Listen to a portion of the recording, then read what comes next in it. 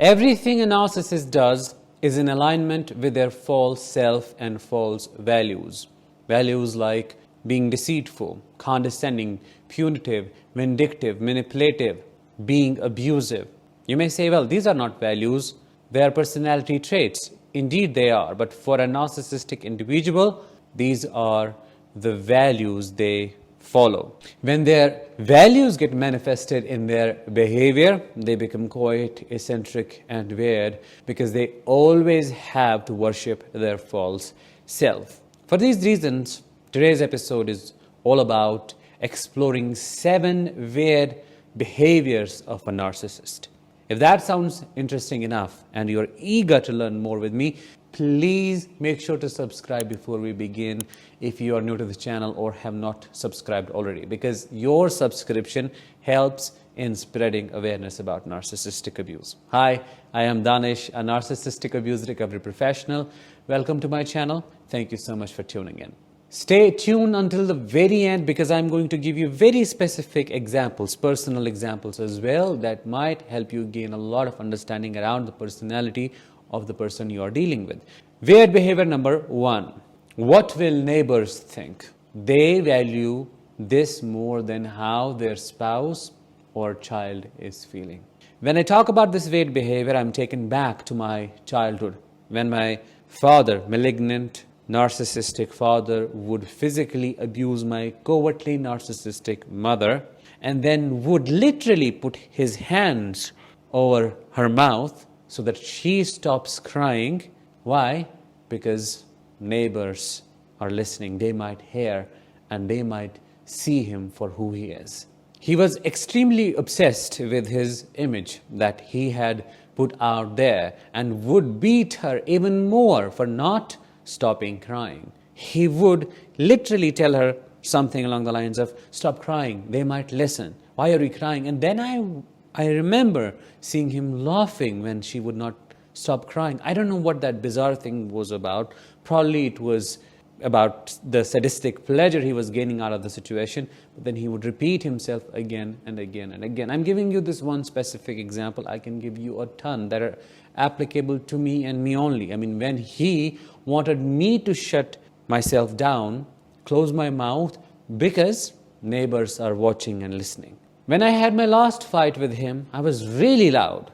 That sacred rage, my righteous anger was coming out, and I was telling him off. I was showing him who he is.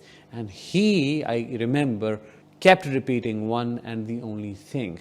Stop and shut up. They are listening. And he even threatened me. Had they not been listening, I would have shown you who your father is.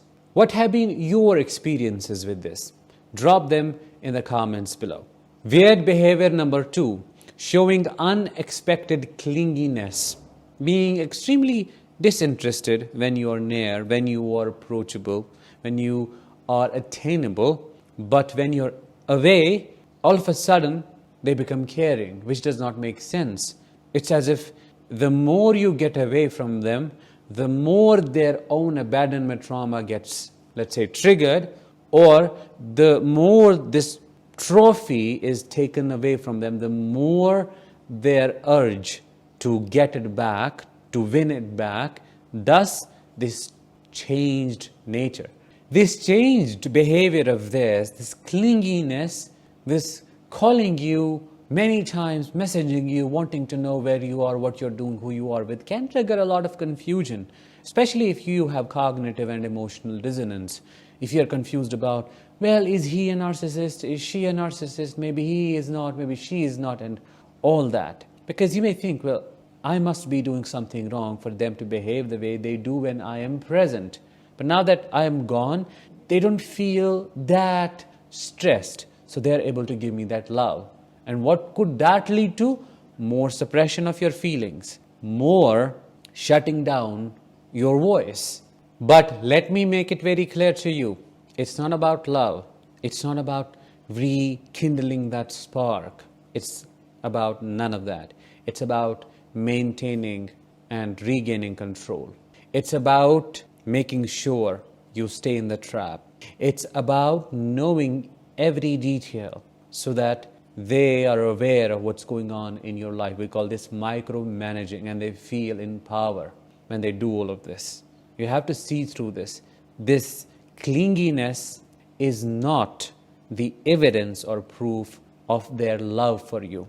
It's rather the proof of the dichotomous personality, their nature that is so inconsistent and unpredictable.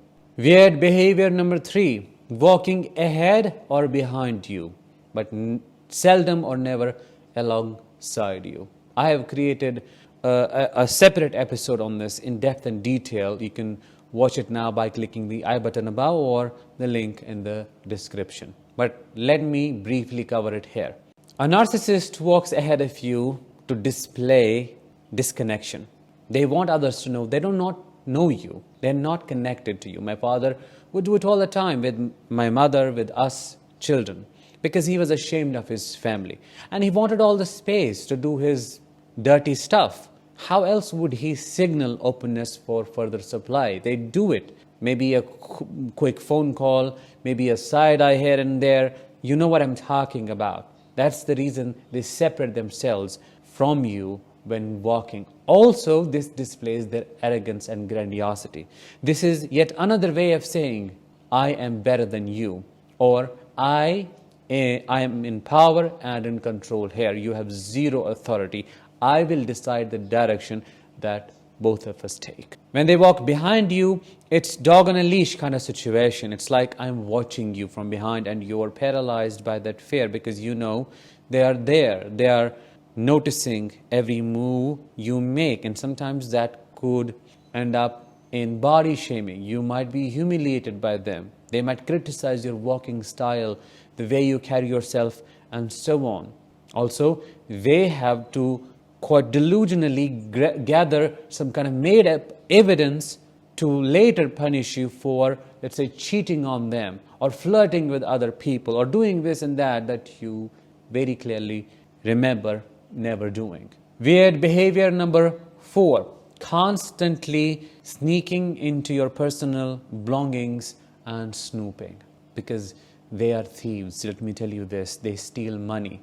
They steal your personal belongings and sell it off. I have seen it happening in front of my own eyes. I have created another episode on this, how my narcissistic roommate stole my money and what happened later. You can watch it now by clicking the I button above.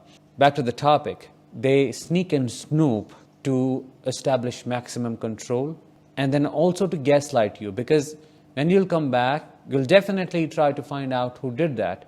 And if you try to hold them accountable, even if they were the only one present in that environment, they'll still deny it and say you're making up things and nobody ever did that to you. A narcissist wants to be involved in every nook and corner of your life. They want to know what's going on. And they always are paranoid. They think you're hiding something from them. You're having affairs because they are themselves doing that. So this is a clear projection. This is a different and indirect way of establishing course of control and intimidating you. If you do not have any privacy in your own home, if your personal belongings are violated this way, because sometimes they even break them, they break your stuff that is quite expensive and then say, I don't know, it might have happened in the car or this and that, which leads to further crazy making. So this is just to trigger massive paranoia in you as well. Weird behavior number 5. They'll always portray themselves either the hero or a victim in conversations. This is my favorite one because this tells us all about narcissists. Why do they do this? Because they do not want to take responsibility. They think they are clean, they are perfect, they can't do anything wrong, they're a good person in their head. It must be you, it must be this cat, it must be that door, somebody else but themselves. So either they are the rescuer, like, no, how could I? And that is the stance they take, from where that gaslighting, strong gaslighting comes from, that manipulative behavior is born. Or they become the victim. If they cannot find any way to justify themselves as the hero, they'll say, you wronged them, you're the crazy one. If they did anything wrong, it was a mistake. Or you made them do it. They did not know it was wrong, or they did not want to react that way, but because you did, and they'll have a list of the things, and they were forced to act this way. They never wanted to scream at you because they love you so much, but because you did not do that thing, you kept questioning them, so they had to scream to shut you down. It was a defensive behavior. This is how the subtle crazy making happens. And when they say this, it's not said the way I am saying it. They become that victim. You will see a puppy face with those big eyes. They'll mellow down and they'll change the tonality so that it really hits that soft spot in you. Weird behavior number 6, which I covered a little bit earlier, but they will intentionally destroy your belongings and then say, oh, it was an accident. For example, your makeup. They will, right in front of your own eyes, destroy it, like wash it away, no matter how expensive it is, no matter how much you had to wait to get that thing, and then say, oh, it was a joke. What are you crying about? What are you going crazy about?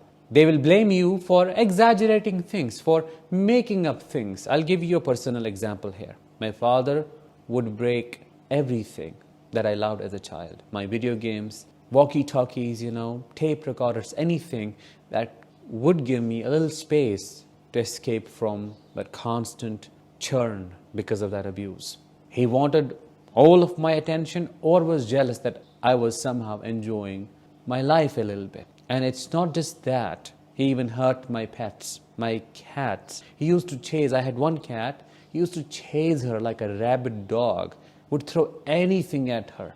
I'm talking about slippers, stones, bricks, anything that he could grab in that moment. And one day he even broke her leg. She was my only refuge back then. But then she stopped coming to our house because of him. I still cannot understand what it was all about, because of course it was sadistic, it was about control, it was about gaining maximum control and getting my full attention. But still, I can't explain this level of evil. They do this to living and non-living things associated with you out of jealousy, because they can't form these connections with these living beings. They can't enjoy that. They can't stand seeing you happy. That is what it is all about, and they have to destroy it. Weird behavior number 7, responding to your questions with questions. We call it counter-questioning. It's a technique of deflection narcissists use to evade accountability and avoid taking responsibility. For example, you may ask a question about their behavior, which is evidently abusive, and they will then counter-question you and ask something about your past, so that the focus is shifted negatively on you and they get to burn you. That is how they escape their wrongdoings. This counter-questioning technique is crazy because you can't get simple answers. Simply ask a narcissist, do you want tea or coffee for breakfast? And they will ask you a very weird yet interrogatory question like, why do you think I will want tea or coffee? Why can't I have something else? See, this is how controlling you are. And then you'll go like, well, I was not being controlling. I simply wanted to know what you want. No, I know what you're trying to do here. You're trying to control me through food. You're trying to control me through meals, and I'm not going to let that happen. I'm telling you. And it goes back and forth, and you're like, why the hell did I even ask? What was wrong with me?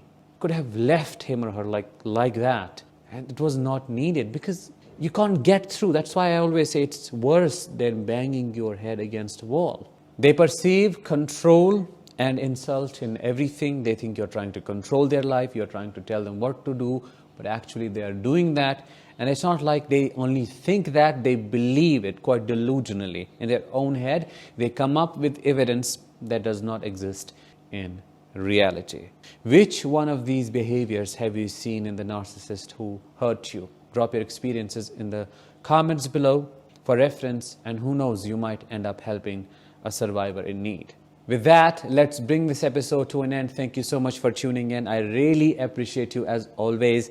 I'll talk to you in the next one. Until then, as always, let the healing begin and continue.